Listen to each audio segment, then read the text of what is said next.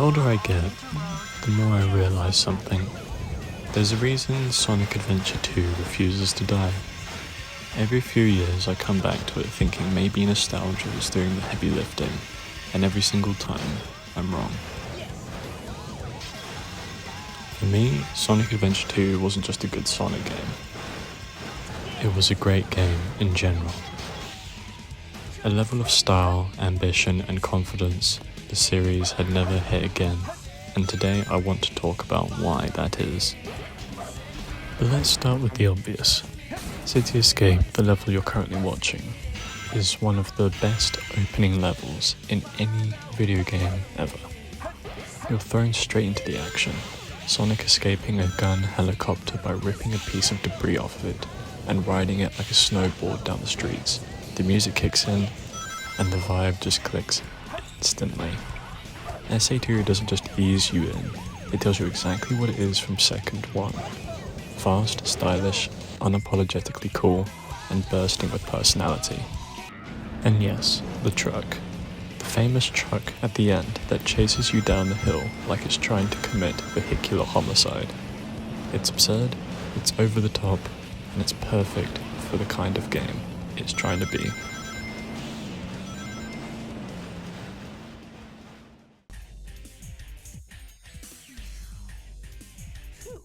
I often see people say, this game tries too hard to be dark and edgy. But to be honest, it doesn't really feel like, I don't really get that impression when I play this game at all. The graffiti-inspired menus, the bold colours, the dynamic camera angles, the late 90s attitude, aesthetic that somehow doesn't feel cringy even today.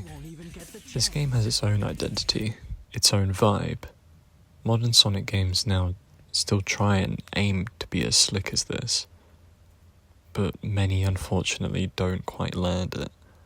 Adventure 2, however, just absolutely nails it. Every character animation, every cutscene pose, every UI element has flavour. Even the loading screens have more style than some full games today.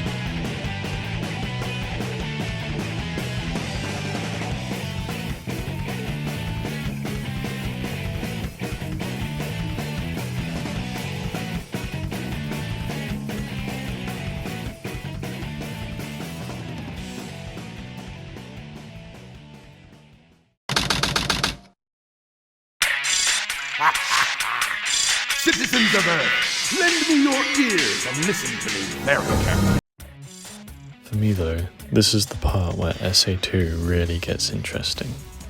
Most Sonic games, and just other platforms in general even now, and especially at the time, do the whole good guy versus bad guy thing. You do some levels and then you save everyone. But Sonic Adventure 2 goes way further than that. I'd like to think that this game really pushed boundaries on how deep a story could be for a platformer. And you end up getting two full campaigns with very different perspectives. On the hero side, Sonic and his friends trying to stop the chaos, and on the dark side, Shadow and Eggman causing said chaos.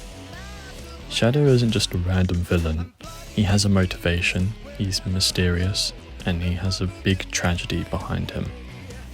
Eggman actually feels like a real character in this game for one of the first times. Rouge is introduced as a rival spy. Even Tails gets something meaningful to do.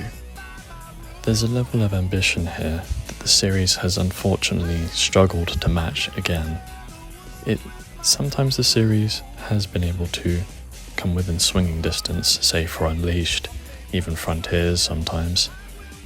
The story in SA2 can also be messy, sure, but it gives the game a sense of drama. You feel the weight of what's happening.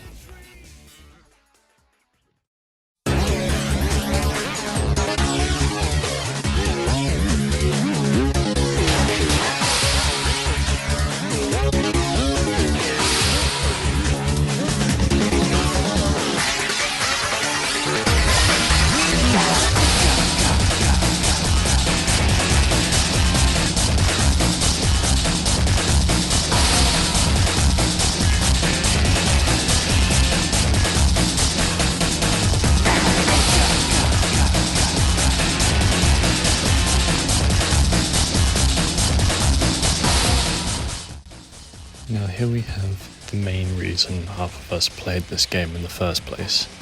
Shadow the Hedgehog. The edgy rival trope only works when the character actually has depth. And Shadow definitely has that sorted.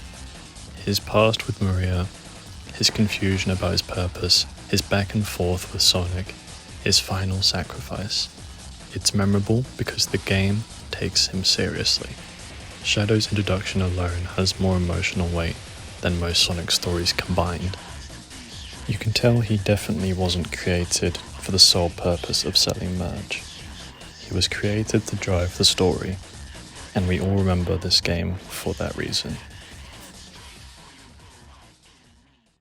Sonic Adventure 2's soundtrack is honestly untouchable. Every single track hits. City Escape,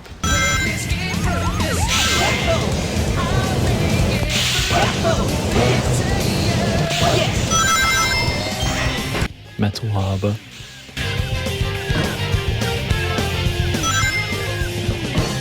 Green Forest, You gotta get out of here! Find Amy and Tails! Right away!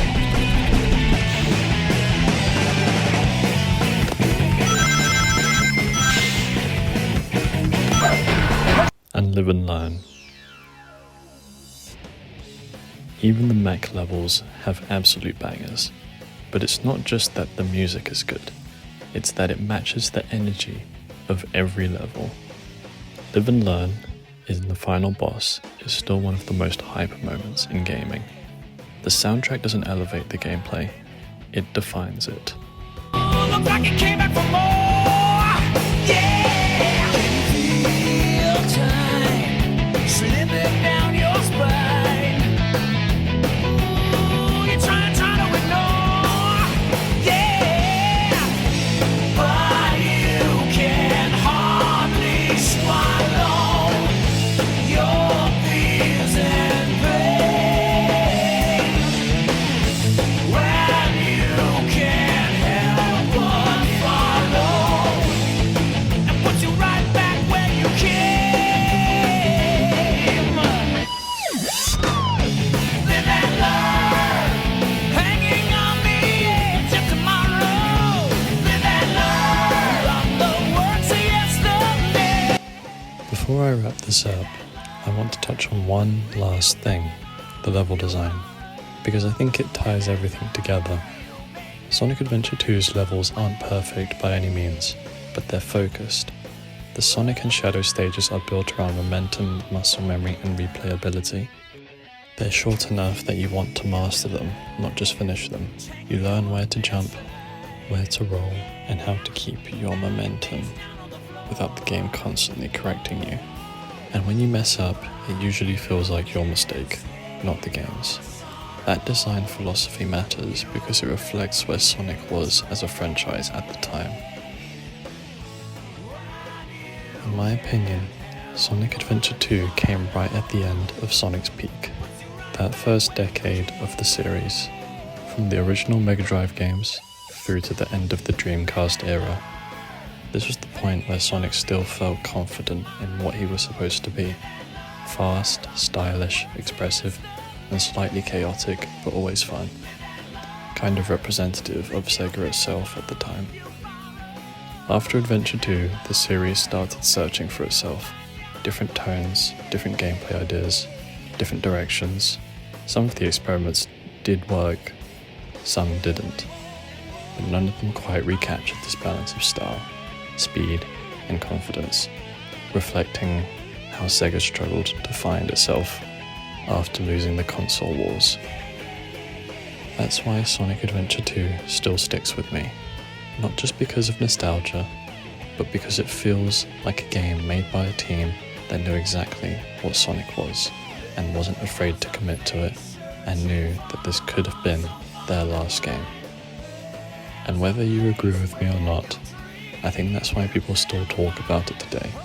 Not as a perfect game, not as a masterpiece in game design or storytelling, but as a snapshot of Sonic at his most self-assured. And if you enjoyed this video, consider watching some of my other ones. They're pretty similar to this one. I've also got a Sonic CD video on the channel. if you're a Sonic fan and want to watch that. Thank you for watching this one and making it this far, and I'll see you in the next one. Bye bye now.